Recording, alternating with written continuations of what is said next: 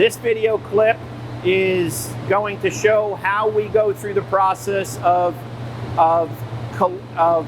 calculating the appropriate egg set time. What we're going to need to do is we're going to need to look at our hatchery data, and from there we can go and make our calculations and adjustments if needed. So without further ado, let's go take a look at that data. Now that we're in the office, let's look at some things that we need to look at as far as calculating appropriate egg setting. So if we're skipping a single set, it is beneficial to set the next set of eggs 2 hours earlier to compensate for the loss of embryonic heat. So if you're setting eggs from young breeder flocks between 26 and 33 weeks of age, we want to set those eggs 2 hours earlier. Again, this is to compensate for the loss of embryonic heat. If you're setting eggs from older breeder flocks, 53 weeks and older, you want to set again 2 hours earlier to compensate for the loss of embryonic heat through the loss of fertility. So another thing that we can look at when we want to adjust or need to adjust our set times is egg storage.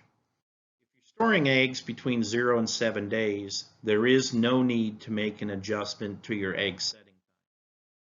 However, if you're holding eggs for 7 to 10 days, it's advisable to set eggs 1 hour earlier. If you're holding eggs even longer than 10 days, we advise setting eggs 2 hours earlier. Another thing we need to look at as far as setting eggs is our crossbar temperatures. We talked about crossbar temperatures in a previous training video, and it's important that these crossbar temperatures are accurate and that there's no issues as far as machine operation, so that our calibrations need to be correct and we have proper airflow, no air leaks, those types of things.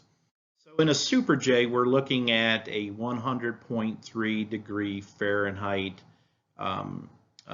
crossbar temperature. So if our crossbar temperatures are warmer than the 100.3, say 100.5, we need to set our eggs a half to an hour later.